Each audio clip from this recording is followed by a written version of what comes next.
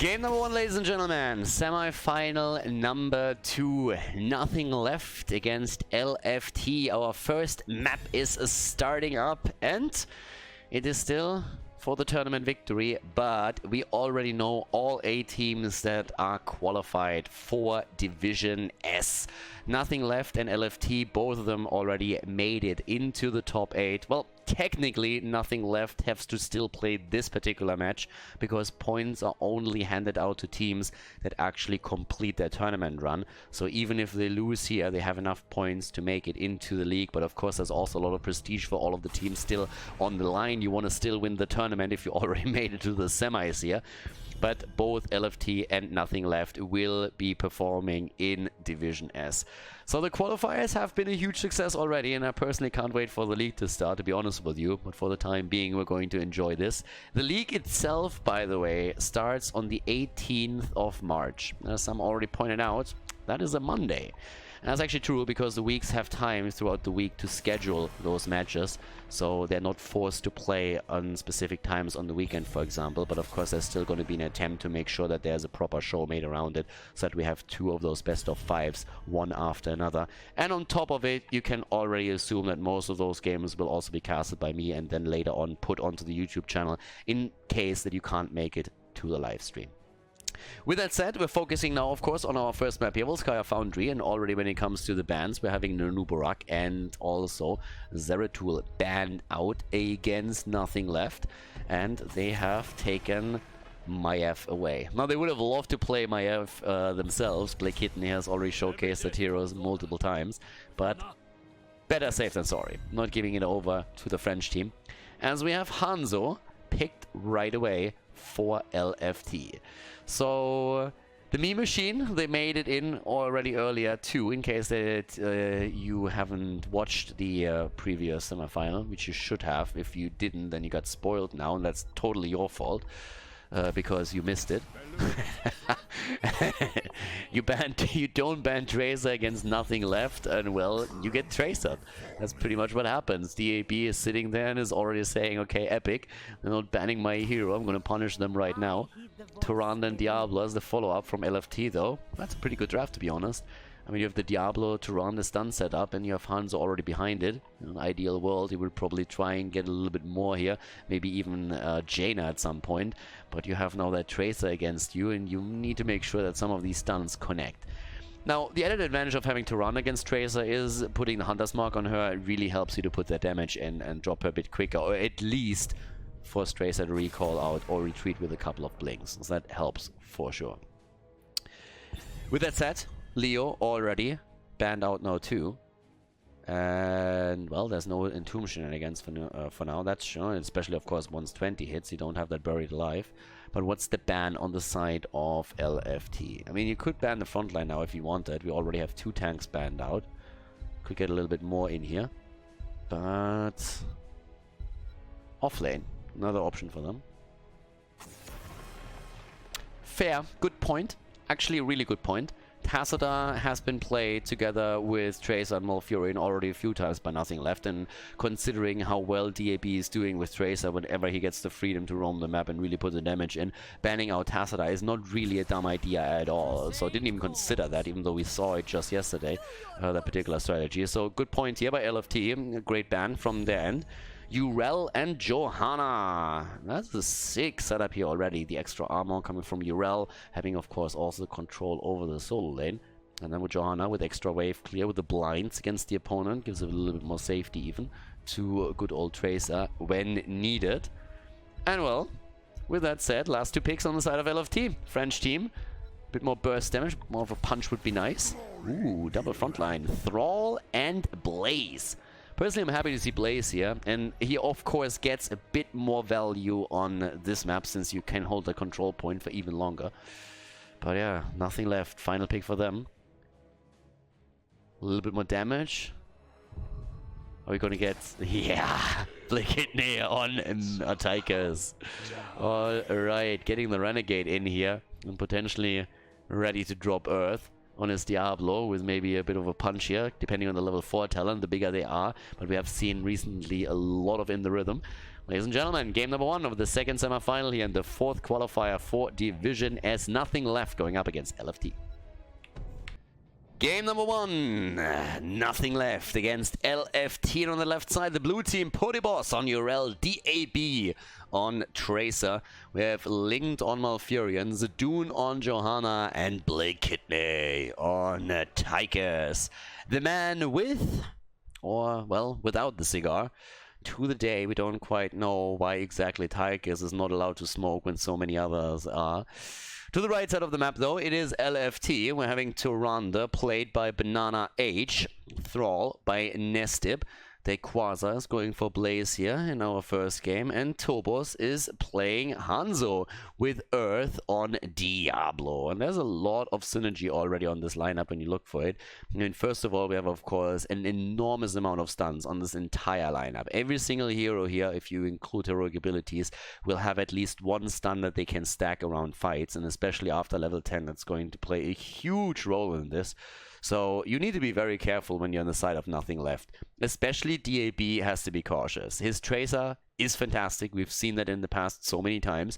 And when you looked at the performance of Nothing Left against Out of the Box, for example, you could see that Tracer was able to just completely dominate in the later stages of the game because there was very little lockdown against her.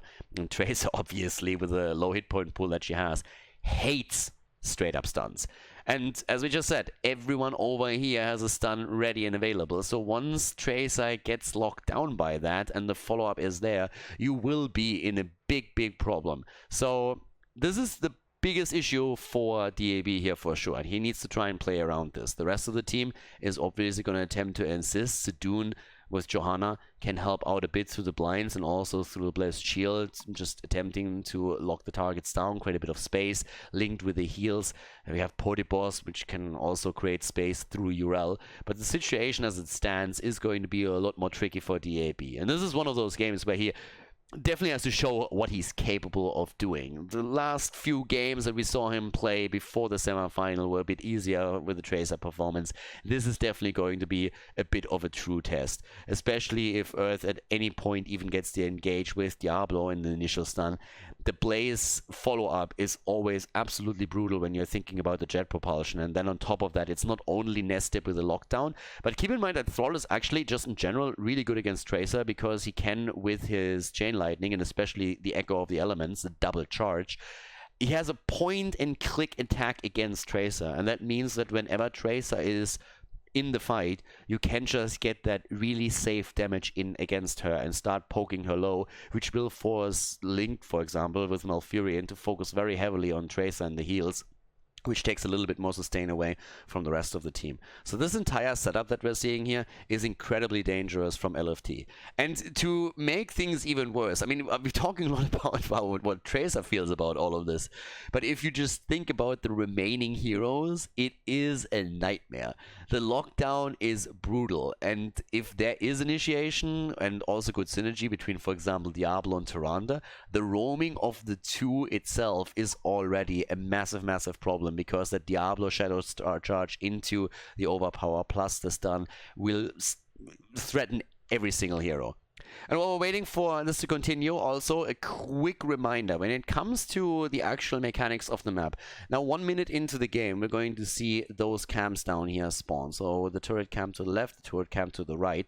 And traditionally, what you're trying to do is you're grabbing that camp as soon as you can. So once that we're having a minute on the timer up here, you will very likely see the teams rotate here, because it means with the first objective spawning in the middle, as the objective is still being fought over, those camps will respawn if you take them right around the 1 minute mark. And that means you can grab an additional turret here quite easily. Now you need to keep someone also in vision of the bionic emitter spot over here to the top to make sure that your opponent isn't able to sneak that one in. Sometimes there are plays where a team, instead of the turret camp, rotates over here, takes the turret camp a little bit later. But normally you will have 1 or 2 heroes around to just make sure that that play doesn't happen. But then you are having an even game going into the first objective when it comes to the talents themselves, to the items themselves. So that's something that we're going to see. And another explanation also in terms of the maps, when you win the first protector, what's mostly going to happen on the higher level is that you see teams just only drop the wall in the middle, if so at all, and then rotate to the top side. And the whole idea behind this is that you're trying to at least drop the fountain, and ideally the entire fort. But the fountain is usually what you're aiming for at the least, and the reason for that is actually pretty simple. Volskaya is a map where the objective is reliably spawning in the middle, then at the top, then at the bottom, and then if there is a fourth one, in the middle again. So that means that for the second objective, at the top side, if you take your opponent's fountain down, they won't be able to move back from a fight on the objective itself and just tap off mana and hit points at the fountain here. So you will still have that for yourself on the other side. So that gives you a huge advantage because you can fight with your opponent, and when you're half HP or something, you move away as a team, you tap and you go in again. And that extra hit points is going to give you a massive advantage in the battle itself. If you also drop your opponent's fort, it means they don't have a retreat point. So they don't have the safety of simply moving underneath the fort itself to try and survive there. So for map mechanics, that's actually really important. And it's also why normally when you win the second objective, if you don't have a straight shot at the keep itself, you will see teams rotate to the bottom of the map to prepare in the same fashion for the third objective. So really important stuff if you're not that familiar with the Volskaya Foundry and you're trying to improve a little bit for your own play.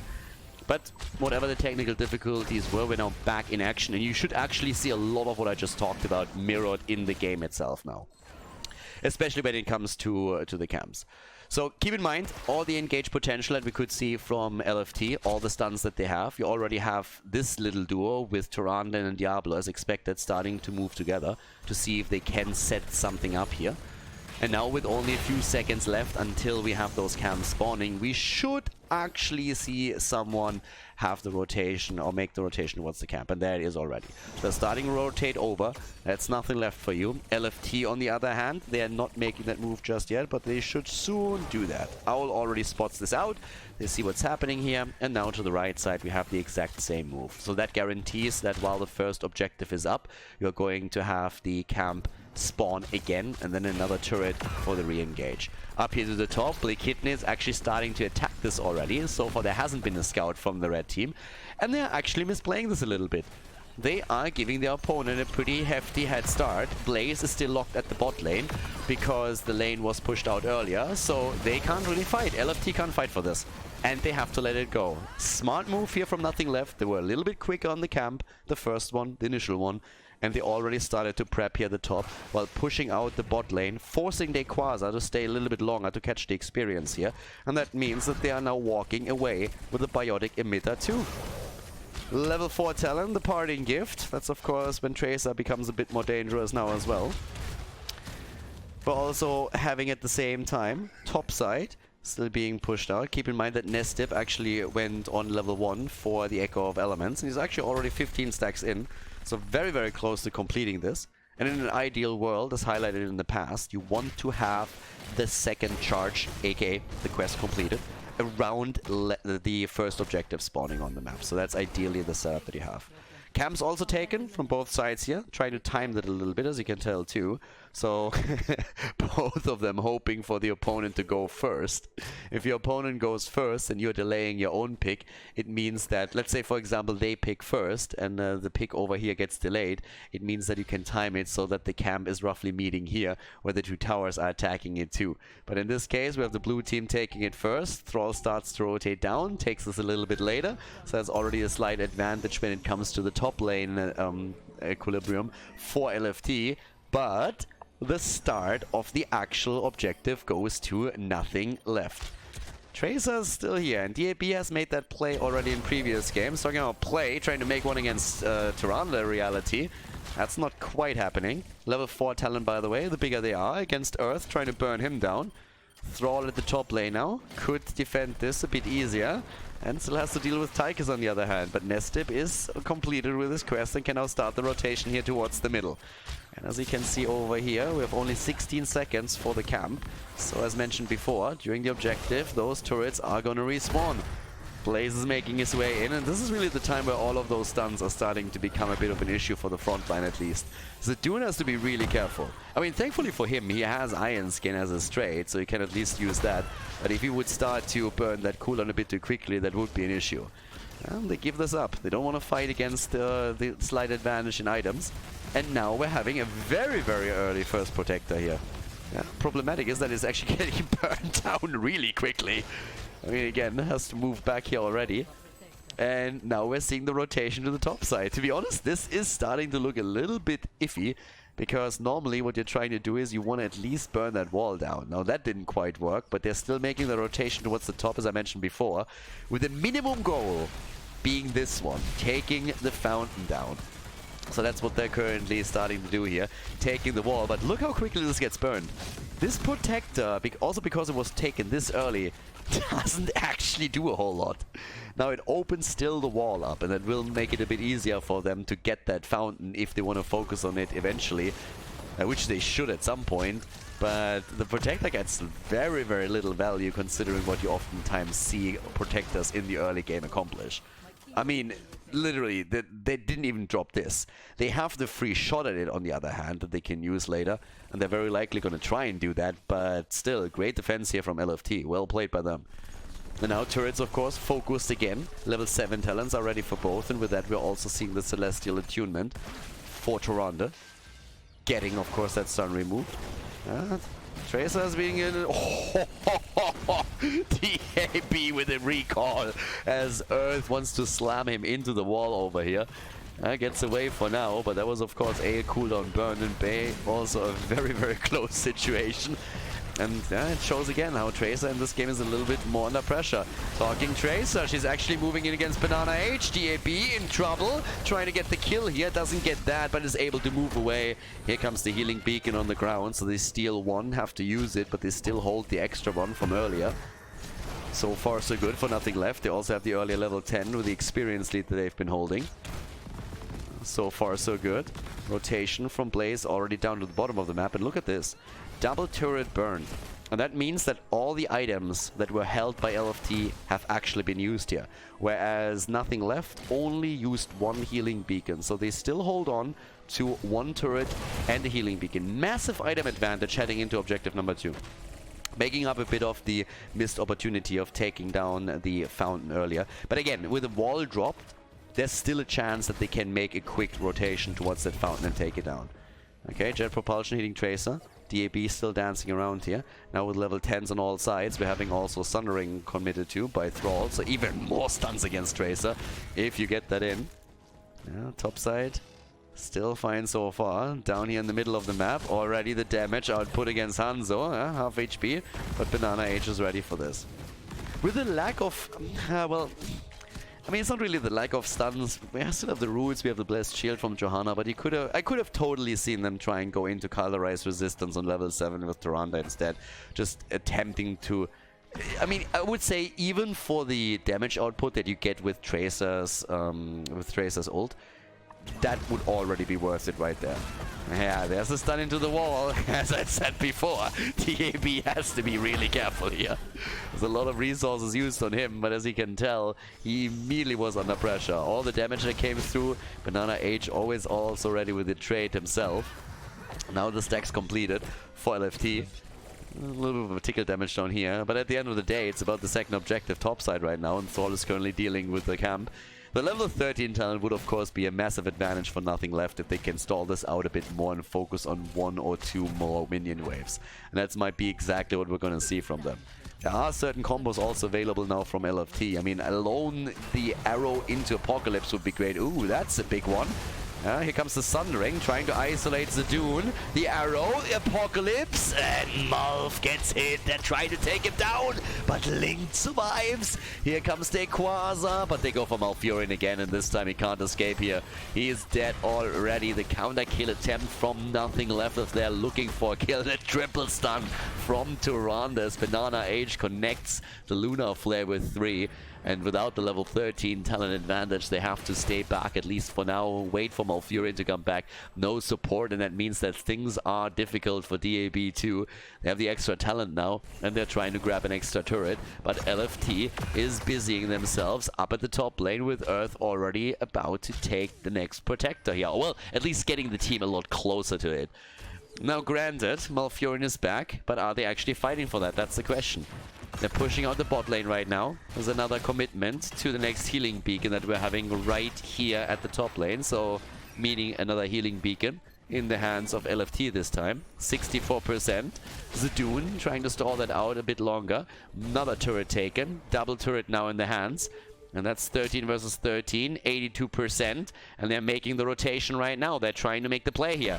Zadoon is contesting it, and they are trying to win this. This is going to get clutch. Yep, there's the overtime. And if they push Johanna out, then they are going to be in trouble. Blakitney wants to try and burn him down. Here comes the Odin as we have Portibos jumping in. They go for Diablo. Nice route against Dibbles. Again, the jet propulsion not connecting though. Big problem for them. And the control point shifts. Starting to shift in favor of Nothing Left as they're moving in again. First turret is getting dropped. Ooh, Thrall! Ah, they go for the Sundering. The Apocalypse hits too. Second turret is there, but they're actually pushing all of them back. And Diablo is low. Blaze, on the other hand, he's still in the play. There comes the arrow from Hanzo. Stun follow-up could be there, but everybody's starting to drop low from LFT. They have to be cautious here.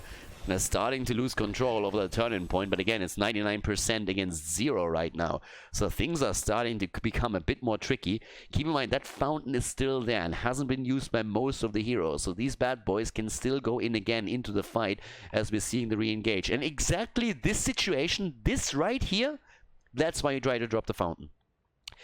If that fountain would have been killed with the earlier protector, then these heroes would be in so much trouble. Quasar would be down to 30-40% HP. Earth couldn't top up. Tobos would be in the same situation, and the same for Nesbit here too. As it happens, at least a few of them will be able to use the fountain and then re-engage into the battle, and that is the big reason why you want to drop that fountain with the first protector, why that is one of your main objectives, to have that advantage as you are heading into that battle. Damage output at this point, 30,000 already from Hanzo himself. We have seen a single kill in this game. One single kill. And that was the one against Malfurion. But you look against the heroic abilities right now, and everything has been used. Now granted, with that setup here, also means that there's still a good chance for Nothing Left to fight for this. But with 99% against 0, they need to win the team fight itself. And they've already used all of their items too. So the one turret that we still have in play is the last remaining one. There's no items left on any of these guys. I mean, with currently also the experience, as we can take a bit of a look on that since we have that little break, as you can see, still fairly even when it comes to that. A bit more mercenary experience, actually a lot more mercenary experience for Nothing Left. And it comes mainly from them taking those additional 2 turrets that we have down at the bottom of the map. So that gave them a bit more experience here. Passive XP is of course the same, as no big structures have been taken down just yet. But also the slight differences in minion experience are important to note. And that is pretty much what you would see from an HGC team, that they are catching all of that minion experience when they make those rotations on the map and not lose out against any of this. Now LFT has so far still played a pretty great game, so I'm not falling too far behind here. But that in the past was actually one of the biggest problems that we had from the leftovers, now Nothing Left, because they struggled a lot to keep those rotations alive. Not so much now as they're an experienced team, so they have caught everything on these lanes. With that said, another thing that I want to quickly highlight is also the talent adjustment from Thrall. So going into the Spirit Shield here on 13. And this is mainly because of the damage that Tracer can push out. So this is really one of, I mean, obviously it's also very helpful against other heroes that you have on that side. But whenever Tracer is going to try and dart in and get that quick kill with the heroic ability, the Spirit Shield is going to keep you alive for a lot longer. And now with not only the Echo of Elements completed on level 4, but also having access to the Ancestral Wrath, that's actually a tool where you have so much damage against Tracer here. And that's something that DAB so far had to deal with the entire time. And apparently, as DAB is the one that dropped from the game, he's already having a couple of problems here with his connection. So I'm not 100% certain if that's just an instability that made him drop or restart the client, or if that's actually an issue that also results in a bit of lag for him. Because the one thing that isn't really fun is playing a low HP hero that relies on mobility and quick reflexes as Tracer when you're having a bit of a delay and a lag there. And it seemed to be fine for now, so I hope it's just a stability issue for him. But either way, they are now the ones holding on to the point. And this is when the fight is starting to come back to it. 13, by the way, the spray and pray here. So a bit more safety for Blakitney on the level 13 talent. If you're going up against this many melee heroes, you have to be a little bit more cautious, because it's the amount of CC that's really the key point here. With that said, We're having still the fight up at the top. Both of them still relying on the fountain here. And guys, this is starting to get tense. That fight can decide a lot here. If that fight is won by LFT, they have a very, very good shot of starting a bit of a snowball there. Already, the oil spill, set a fire, Tracer in the back, the damage against Banana H. No kill here yet. Ooh, unstoppable being used. Dodged that pretty much already, but now the Iron Skin is not available, and now all of the stuns are hitting Johanna. That's the problem right there. Johanna just gets bodied. Absolutely bodied. The stun log is just too much. They're still fighting for it, but things are starting to look really grim. The bunker is already on the ground, 99% against 99. But if you don't get a quick kill right here, then it's lights out for LFT. There's the kill against Tracer. Fantastic setup. Well played. And well, she's not the only one who's gonna fall.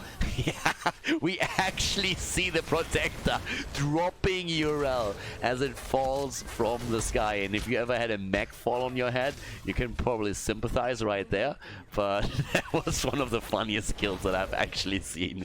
URL gets bodied by the Protector drop. So 2 down, as we are seeing at least Johanna coming back, but this is the opportunity now for the red team to start a bit of a snowball. Not only do they have the Protector on the map, they're about to grab level 16 talents. And we have down to the bottom of the map, they Quasar pushing another wave out, and this means this is experience that's going to be lost to nothing left. Protector starting to focus a little bit in the middle. Ooh, Blikini needs to be careful here. And the Protector starts to move down. So again, what I explained at the beginning of the match is happening here. So with the first Protector, the rotation to the top in an attempt to take the fountain down, unsuccessful in this game. And then Protector number 2 does the same at the bottom of the map to prepare for the third objective. And that's exactly what we're seeing here from LFT. 16 talents are there. But I have to admit, it's actually a bit surprising how little value the Protector has given the two teams so far once it was taken. Very good defense from how quickly it gets burned down here the entire time. That's what we're currently having in this game. Nothing left with a burn attempt here. But 4 kills against 0. Nothing left, haven't gotten a single kill yet. Granted, we've mainly seen 2 fights. But yeah, that was pretty much that. So right now, still the approach here for the 2 camps taken at the same time as we are starting to see the teams move in again. Johanna now also on level 16 with the imposing presence. Thrall with his 16 Thunderstorm. Actually going in a lot of quest talents here. Echo of Elements with Thunderstorm on 16.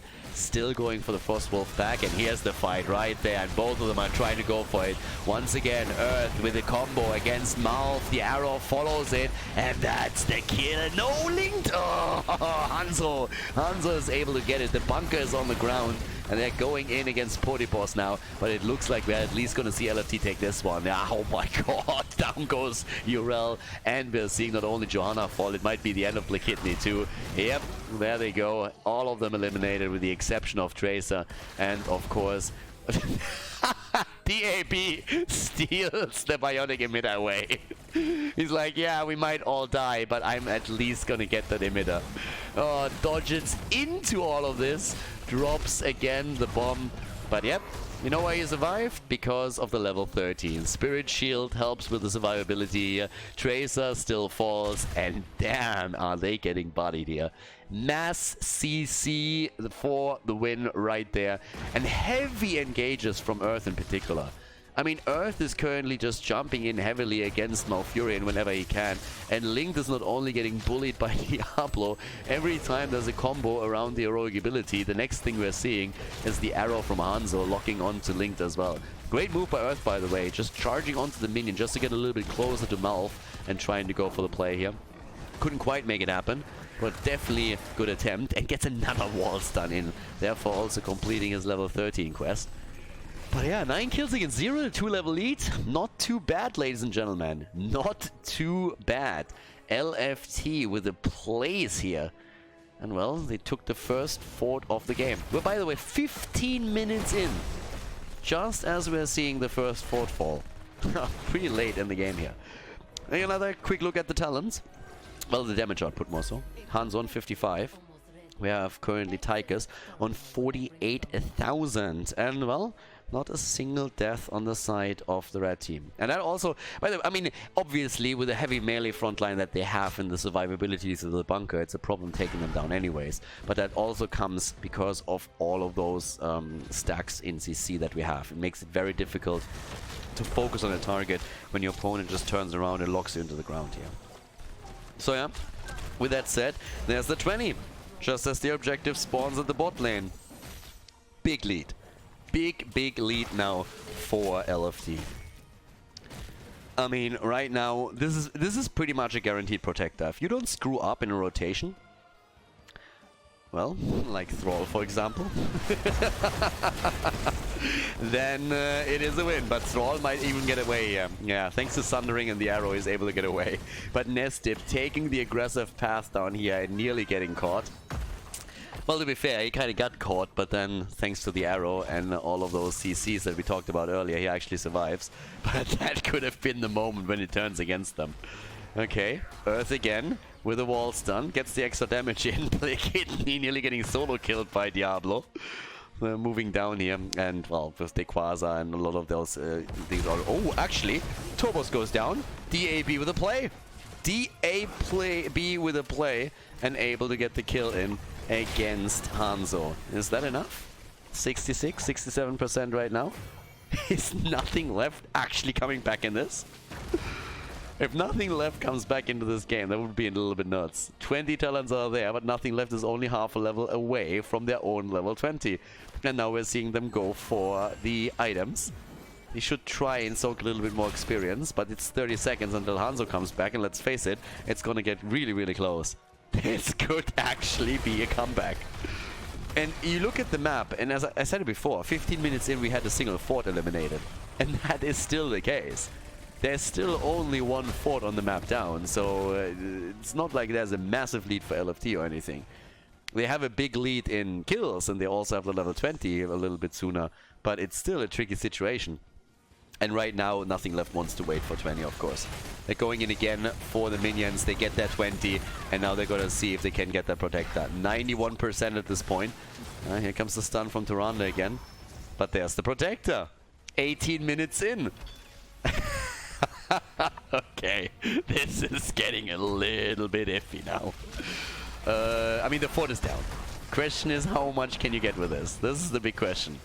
And keep in mind, you can always try and push the fight past the Protector a bit and get a quick kill there. That's going to make it difficult. Big red button plus Protector. We have 2 mechs in play. Haha. This could very well be a keep here. I don't think we're talking game at this point, but damn son, that was a comeback that I didn't anticipate considering how the game went. It was literally the first kill of the game for Nothing Left that started to turn it. And the keep goes down. Keep is gonna fall. First keep of the game, and all of a sudden LFT is behind. They might be heavily ahead in kills, but they are in general behind now. But you can already tell that LFT wants to fight here, at least they were thinking about it. They were thinking about following this up, flanking with Thrall, getting the Sun Ring on once that the mech is over. But now we're having a situation where Nothing Left could well win this game. 1 kill is all that they needed. The right kill at the right time, right there. Well, top lane pressure. They're still... I mean, if a sliver of health ever had... ever was true, this is it. But Dequaza doesn't get gold spill in. Well, they're trying to make maybe a play for Urel here. Not quite. Polyboss is still waiting. I mean, he has Seraphim now on level 20. That's of course fantastic for him. 10-second cooldown for this is pretty sick. But, yep, over there, they actually hold on to the fort. Like, what? How is that even possible? I mean, seriously, can someone please take that fort down? Thank you, Earth. It's appreciated. Okay, 1 ability is all that was needed. They get the fort down. 20 minutes in. Next objective is, of course, going to spawn in the middle, which means that we only have 1 team with a fountain, and that is LFT again, so slight advantage for them. We still have, of course, those turret camps, and so they're going to get that now too. So turret camps are right there. Be taken. We're having still Polyboss being attacked down here. There's the stun. Shouldn't really affect him too much. There's still his ult, but ooh, those stun locks are getting nasty. The balls of steel on this guy eats the owl too. Still hasn't used his ult on the other hand. Uses Seraphim again. There comes the ult. Finally uses it. Finally forced. And the Tranquility is ready as well. Well, 2 ults for 2 ults. But damn, like he held that back for ages. He was actually making sure that he is not dropping anything. Not a big cooldown at all. So, yeah, so far, so good. I mean, things are starting to get pretty dicey here. 1 kill is all that you actually need at this point in time. If you get the right kill, this is going to be over. And that's the chance that they have to face right now. It's amazing to me that it's 9 kills against 1. And they just got the 1 kill at the right time. And that is all that was needed here. And even the baiting on all of those heroic abilities that we're seeing the entire time, the small attempts that they have to just bait out 1 heroic, 1 cooldown that they can play around to force another fight, to maybe put their opponent into a position where they have a bit of a disadvantage, is actually... It's insane. And it's so close. The next fight, the next kill could really decide the entire game, as both of the teams are pretty much just waiting for the next objective, amassing items as many as they can. We have the extra healing beacon for Zadoon right now, but you can see that they're not really fighting. They're just dancing around each other, seeing if the opponent makes the mistake with maybe a rotation, someone face checks a bush that he shouldn't face check. They're playing a lot around vision, of course, right now, trying to hide the position of at least a few of the team members as much as they can. And yeah, it is a tense one. And it's still amazing to me that we are at this point in the first place. It really looked like LFT would just completely walk away with an easy victory here after they took this many kills and were able to secure the second objective for themselves and the level 20 talent. How many levels were they at? 2? It was 18 versus 20, right? I mean, that was pretty nuts. And well, here it is. Could be the final objective of the game. DAB. All eyes on him. All eyes on DAB right now. Trying to make the play here. And with all the stuns that are on the other side, this is gonna get dicey. And here's the fountain. It's still there. The advantage goes to LFT. They have 3 items at this point. Now having 3 on the other side as well, but there's the 4th one, the extra turret that can now be grabbed from LFT, and they have the fountain too. It comes down to the kill, seriously. Like, whoever gets the first kill, he has a very good shot of winning this. But with all the stun that we're having, if DAB makes one wrong move into the wrong direction, he is dead immediately. So yeah, here comes the big red button already. Iron Skin also used from Johanna. It's a big cooldown to be burned here. Needs to be really, really careful considering all the CC that we have. But they are on 75%. They get the massive lead here. Here come the turrets. They're starting to come out. Again, the poke that we're seeing from Tobos. Big red button still delivering. Bleak Kidney is a bit low. 99% achieved in just a few seconds, and here comes the ult on Link's side already. Arrow into Apocalypse. Oh my god, DAB with a recall. Gets away, but the dude is low, and that might be the end. Indestructible Silpox. Thrall jumps away with a bolt, but Tracer takes down Hanzo. Tobos is dead again, and Urel is bunny hopping on all of them. And now we have 3 down, and the Protector taken 24 minutes in. Nothing Left has actually done it. DAB was heavily focused in the last fight, but he recalls out in that small frame that he had to escape and is then able to turn around and get the kill. And now they're moving in towards the core. This is actually insane. They are turning game 1 around. And what looked like a sure victory for LFT is now a 1-0 in the best of 3 in favor of Nothing Left. What a fight and what a comeback. I would rate it 6.5 out of 10. Not sure about you, but that was pretty nuts.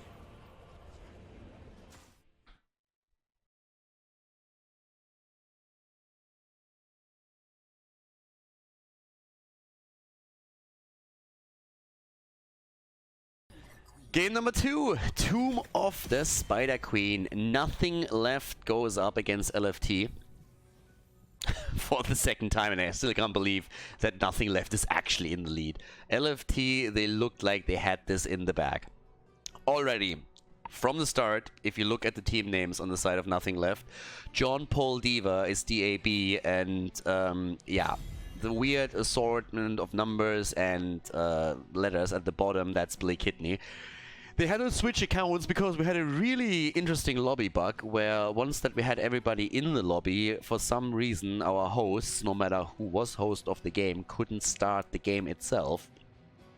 Even a restart of Heroes didn't solve the issue, but once that they jumped onto different accounts, it started working.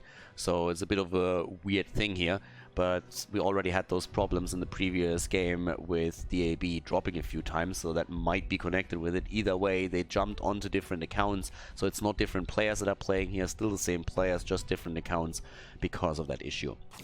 As it stands, first pick, first ban on the side of LFT. And this always amuses me. Every single time we have nothing left or leftovers back then, in a situation where they can pick Tracer, the next thing that happens in the second game draft is that Tracer gets banned out right away. Pretty much the "we are done with that shit" move. So no more DAB action on the side of nothing left in game number 2. Garrosh gets banned out as well, but yeah, it already starts to change really up the entire dynamic between the teams here. But if you're nothing left at this moment, you're probably just pissed. Because, let's face it, they were massively ahead. And they actually lost it, and it all came from a single kill that the AB got.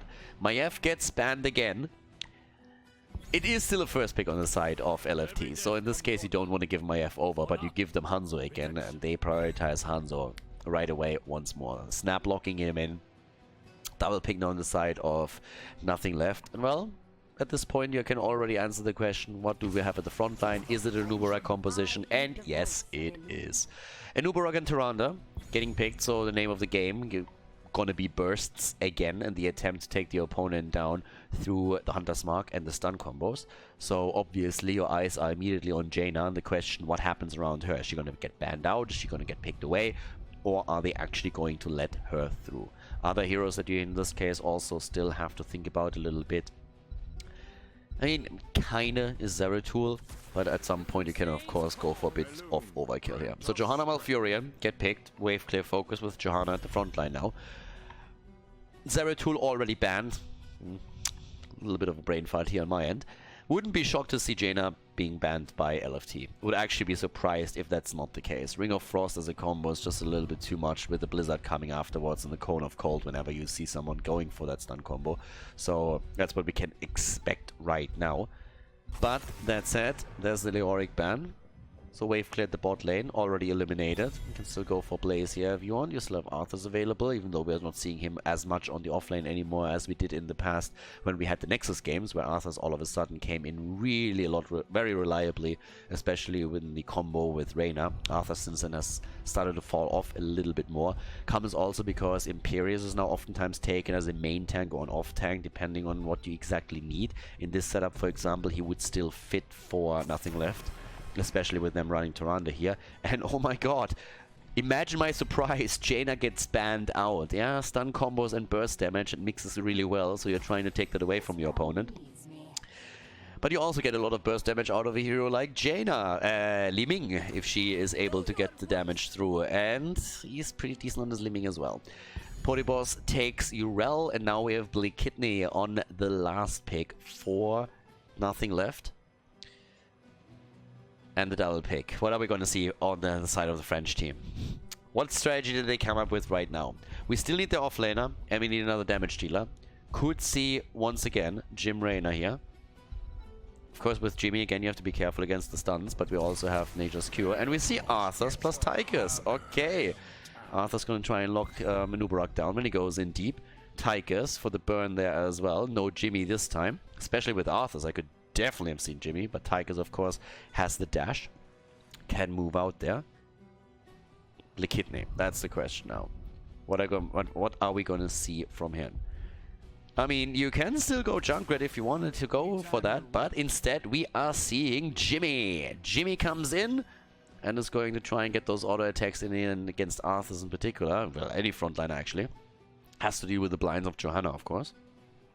But as it stands, game number 2, everybody. Nothing left. Can they make the 2-0 happen? Or is LFT forcing the third game? Let's find out right now. 2 with Spider Queen. Game number 2, ladies and gentlemen. Nothing left on the left side of the map with Podibos on URL. We have John Paul Diva, aka DAB on Liming, linked on Tirana, Zadoon on Nubarak, and Blake Kidney on Reyna. On the right side of the map, Banana H for LFT on Malfurion, Dequaza on Arthas. We have Tobos on Hanzo, Nestip on Tychus, and Earth on Johanna. Talking about the dash, level 1, the run and gun increase here. Dash taken as the quest talent. And well, with that said, we're heading into our second game of the semi-final. Of course, waiting for whoever goes up against the meme machine in the grand final of this tournament. All of the teams already qualified for Division S, but still, you want to take that tournament victory for yourself. Fourth and final qualifier here. And already... yeah, nice. Immediately the stuns coming out, actually connecting with Johanna even as she starts moving back into that. Arthur still finding himself at the bottom of the map here. And we're having Earth moving in. I mean, Earth moving in here again, but we are seeing actually Blake Kidney on Reyna in a situation where he, around the penetrating round, is going to try and just control the movements of Johanna as much as possible. Like, wow, that was a great condemn right there. And DAB, honestly, Ming, immediately in trouble. And again, if you skipped actually the draft and haven't caught that, so there's 2 players on the side of Nothing Left that had to switch accounts because there was a weird problem where the game couldn't be started as they were using their main account. There were a couple of connection issues in the first game, so they are probably connected to whatever the technical difficulties here are. But we have DAB now on the account, John Paul Diva, and at the top, this one on Reyna is actually Blake Kidney's second account. So just in case that confuses people a little bit at this point. With that said though, Podibos jumps in from the bot lane here. Ooh, Malf, yeah, you're in trouble. Dude, Banana H is in a world of pain. And he dies. Slowly succumbs to the death that we all wish on Malfurion. I actually don't know why. Hey, oh my god! Nestip is dodging everything here. That was so close. It was pretty much pitch perfect there. I'm not quite sure why wishing so much death and decay right now onto Malfurion. He doesn't really deserve it. I mean, we all know that if there is a hero in the game that deserves a painful death, it is Brightwing. But we haven't really seen any Brightwing in the previous games, and actually pretty much throughout most of the matches in this tournament. And I mean, there is a reason for that. The hero is called Trashwing for a reason. So, yeah, I mean, I don't think we have to go really deeper into this. But I didn't have an opportunity to really crap on the hero because, well, it's too bad to being picked. So I thought I would take the chance here right now to at least talk a little bit about it. Hashtag know your meme. Podibos jumping in the... I mean, down to the bottom lane. This is pretty much equilibrium here. Podibos and Dequaza. I would be very surprised if we're seeing anything big happening there outside of heroes rotating in to steal the Siege Giants away. But I don't think that's going to happen anytime soon. And if it does, I would expect rotations happening from the other team since they realize there are heroes missing. And as we're actually having 2 currently focusing on the first Bruiser camp here, we're seeing Nothing Left taking the chance to try and get rid of some of the gems that they have. And that's 30. Nice stun combo against Earth. He's still able to walk away from this one. Moves easily out, especially since Banana H can help him out here. But we have 30 gems now turned in against 0 to this point. But thanks to the Bruiser camp in the middle, that's going to focus some of the attention of Nothing Left to the defense and will allow for turn-ins to happen here, at least for the attempt. Zadoon and DAB already moving up here at the top to see if they can maybe threaten Nestip. But the camp itself is about to be taken down. Well, there's still the spell aura there from the mage, and that's the biggest problem that you have with this. Goat Girl just jumps in the entire time. It's pretty much one of these things when your teammates yell at you, then you're not allowed to pick Leap with Sonya, then eventually you're going to just simply transition to playing Urel, because with Urel everybody is happy when you jump around like a bunny. So it's pretty much just frustrated Sonya players that are playing Urel. It's always what it feels like. And she's just hopping around all day, every day. I'm really happy at that too. Level 4 talents on both sides. Interrupt potential, of course, also pretty decent here. Ooh, Nubarak is actually getting really bodied. But a nice penetrating round that we're seeing here from Jim Reyna keeps the opponents at bay for the time being and allows Linked to heal up Zadoon. 38 gems now secured by the blue team. Bottom of the map in the meantime. Potibos still locked into this little battle with Arthurs here, but the main action is happening in the 4-man. Tigers still not quite part of it. Earth actually gets kind of bunnied there and even has to activate his Iron Skin to make sure that he doesn't get stunned out by the Tyranno stun that Link pulls through. Nothing Left is really being aggressive with this, and they are making a great setup, but Link is actually working overtime here. Not only does he have those final heals ready whenever need be, but at the same time he's also following up with the stuns whenever he can. It's actually a bit of a sick setup between the two teams here in the middle of the map, and it feels like just 1 second of inattentiveness could lead to an immediate kill and then maybe even the first web wave being secured. And a lot of it comes also from Zadoon actually not committing to that Carapace build that we see oftentimes these days, but instead going for the heavy aggression with him going straight into the Underking and the Subterranean Shield. Great for engage, but of course makes the hero a little bit more susceptible to all of that burst damage that can be unloaded onto him. Blue Web Weavers are descending anyways, since Nothing Left was able to secure that first wave. And now the question just remains, how much damage can they do with that? If they can kill Nested, that would be the dream. That would have been fantastic, but now all of a sudden they are being attacked. And that might be the end of Blakitny. Ooh, they get the kill against Tigers.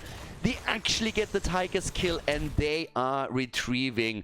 Well, they tried to retrieve a couple of those gems, and a few of them have been taken now by the remaining heroes of LFT, but there's still a bunch that Zadoon is currently guarding, and the entire team is currently at the top, with the exception of the bot lane, where we have Potibos. And again, we have some issues in this game, but this time it seems more so on the side of the French team.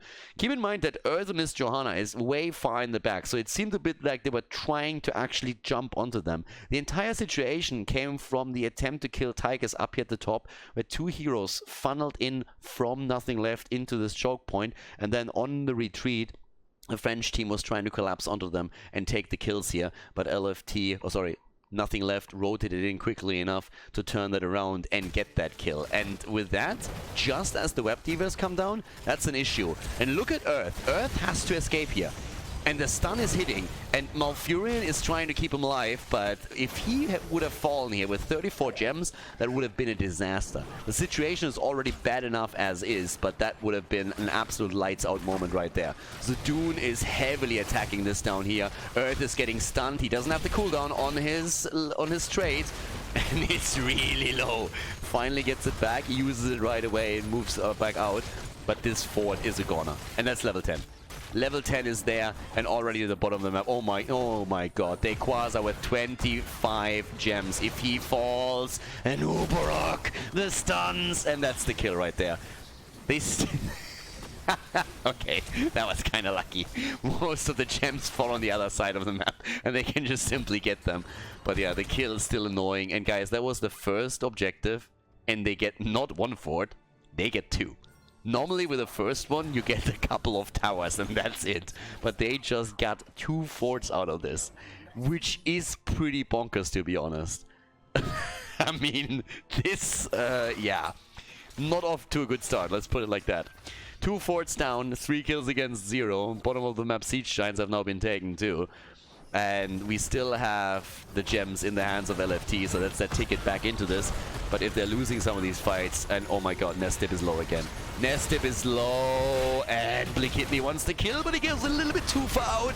Here comes Tiger's Odin, but Reyna is low, and he dies. Hanzo with a kill secured. Well done, and that is Nothing Left being a bit too aggressive. Li Ming was trying to get onto Malfurion in the backline here. DAB did actually really well there, but he could never get the kill. They're still trying to turn in. Look how low they are. They are all low. If DAB starts to get some resets here, this is going to be an absolute disaster. But instead, he dies because he doesn't get the kill. Everybody is low here. If DAB was still alive and gets the first kill with a Calamity, he can just bunny hop over the entire player field and take all of them down. Another attempt to drop Earth here as he collects the last few gems and turns them in, but nope. Red Web Weavers are going to be descending. They're waiting for DAB to come back, and now it's a defense question. How much damage can the red team get now? Can they at least get 1 fort? Because them losing 2 is a massive issue when it comes to passive experience gain, and of course positioning on the map itself. But here comes the first defense in the middle. Immediate focus onto the first Web Weaver. And this one is likely to get dropped very quickly. And at the bottom of the map, we're already seeing Urel with a defense. The question is really, is it going to be a fort, or is that just not happening? In the first web, we just gets bursted down quickly. Very quickly. Not even the last wave coming through. Top lane, that's going to be the pressure once again, because Urel is pretty much left to her own devices down at the bottom of the map. Takes the web weavers down. And now, top side, that's where the real battle starts. DAB is still sitting at the side here, trying to work some damage in. Earth also just flanking this completely. They are really having a great setup for it, but now that Urel is joining the fight, it starts to become a different story, and they're committing heavily to this. Polyboss is there. There's the damage again from DAB, soaked up by Arthas the entire time, and Malfurion is healing him up, but not a single fort has fallen. They get a few fountains, and that's about it. It's pretty much all that they can do here. And they can still try and get for the second turn in. I mean, both of the teams have the gems that they need for turn in number 2. And that's what they're fighting over right now. But the 13 talent is ready for nothing left. And that is the go for them to make another engage happen. Zadoon not really willing to burrow charge into this just yet. But they definitely have taken the position around the turning point. And Zadoon is starting to turn in the 13 that he has. There are a couple of interrupts available, but it's mainly Hanzo. And already 13 gems turned in. Who holds the rest here? It seems like Urel is currently trying to turn in, yeah? 47. They're closing in on the 55. But the 13 talents are now available on both sides. And that is immediately the moment where LFT says, okay, we have a chance. Let's try and go for it. And the Blessed Shield into the arrow. And they're trying to go for Tyrande. And Linked is... Oh my god! Is he actually surviving? Linked survives barely, even after the Howling Blast connects with him. Unbelievable. Linked makes it. Nestib is trying to turn in the 21 that he has to retreat here. And that's a lot of cooldowns that have just been burned on both sides. 16 turned in against 47, and the fight is still going to continue. Massive commitment here on both sides, but now still the Odin form available for Tychus. There is the camp in the mid lane. The spell aura alone is already worth a lot. And Nuburak is waiting for Nestib to make the move in the attempt again. Earth is low and eats a ton of damage here. Oh my god. That Iron Skin there definitely saving him. The problem is that Quasar is very far out. Has to pop the Army of the Dead here too. And with that cooldown burn, they're moving away again. Are starting to try and turn in once more. Bot lane already heavily pushed out. I mean, look at that wave. Pretty much a double, triple wave that is moving in there. That's also a ton of gems that we're currently seeing at this point. So once again, top lane gets pressured out too. So the Web Weavers have an easy shot onto the fort itself. As the mid lane gets pressured out. Bruiser's already taken, so that's going to make it very easy for the defense here. But it's the top lane, and that fort is already... I mean, this is doomed. The fort is already doomed even before the Web Weaver even sets foot onto the map itself. So yeah, this is the easy one right here. And they're rotating into the middle. They're trying to collapse on this. Even despite the fact there's still a spell aura, they burn that down first, but they're trying to get a kill here. They're trying to go for a fight. Guys, I mean, look at the amount of gems that we have on Johanna and Tychus. If those fall, it is going to be a massive problem. And now with the Web Weaver in the mid lane already taken down, they're starting to focus again more so onto the top side.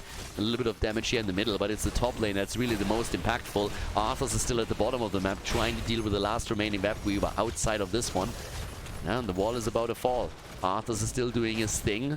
His wall is falling too. And 16 talents are starting to get closer and closer for nothing left, but they're not able to get any real damage onto one of the keeps just yet. Urel is still in the mid lane. There's the 16. Urel and Arthas are fighting. Here comes Earth. They're trying to go for DAB, and Liming barely moving out here, surviving. Malfurion doesn't though. Cocoon on the ground as the Dune is getting attacked. But oh, the kill from DAB against Johanna. Quasar is low. Look at all the gems. Look at all the gems. A girl's dream. Diamonds everywhere. Diamond's best friend, and the owl kill against Tychus.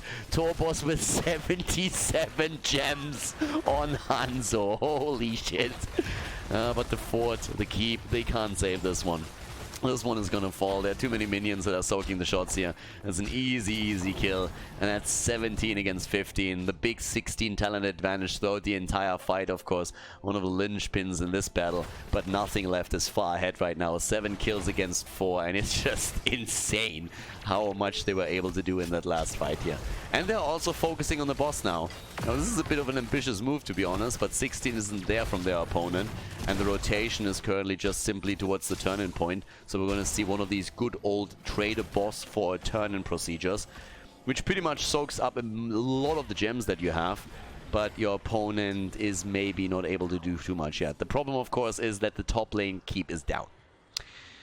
It is a 14-minute boss, so the question here is just simply, how do you play this now? Well, if you can actually kill Hanzo and take those 40 gems of him, that would be it.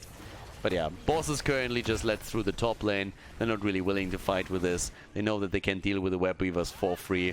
They still have a 2-level lead, so they're playing this fairly safe at this point in time. Let's take a quick look, actually, at the damage. 45,000 for Blick Kidney on Reyna. We have still 44k for Hanzo. And Hanzo is, of course, a focus point at this moment. Yeah. Core is taking a bit of damage on the shield, but is not going to lose too many hit points here. It's losing a few, though. Going down to 94. It's not too bad. 16 versus 18 right now. This is the moment where you don't really need to fight.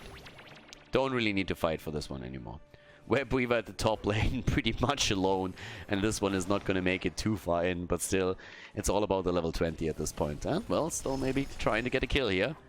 The vision that they have from Tyrande, if they can set Zadoon up to get a good engage against Hanzo and he falls, and that's pretty much it. Already the jump there, but you can see they have 48 gems that they can now try and turn in. If they can secure the gems for now, they're only 10 away from getting another Web Weaver, and that might well be the end of the game. The problem is that LFT just simply needs some kills. They need to win a big fight there, and there's very few things on the map that they can really use to force that. There's no boss available for another 3 minutes. They just barely have the amount of gems that's needed, but now with the Siege Giants pushing the bot lane, there's of course a lot of vision available, or will be, for nothing left as they push the lanes out. They're still poking with DAB here now too, already pushing out the top lane even more, which will just result in more lane pressure at the top side. Yeah, Li Ming still has to be careful though.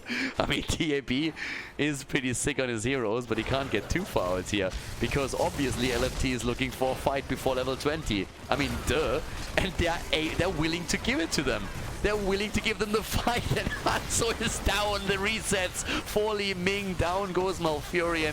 The cocoon on Tychus as they're focusing on Arthur's. It's an easy triple kill as we have Nestip trying to escape here. He's getting chased as half of the team is currently chasing Earth down here. Linked is trying to get the kill and is getting it too. Well, we had Tychus already fall against Jimmy, and now they're just simply moving through the middle, and this is going to be the second victory for Nothing Left with an insane comeback on Volskaya Foundry. They took the lead in the series, and now here on Tomb of the Spider Queen they're able to deliver another victory. LFT still makes it into Division S, but Nothing Left is the team that makes it into the grand final of this tournament with a 2-0 victory in the semi.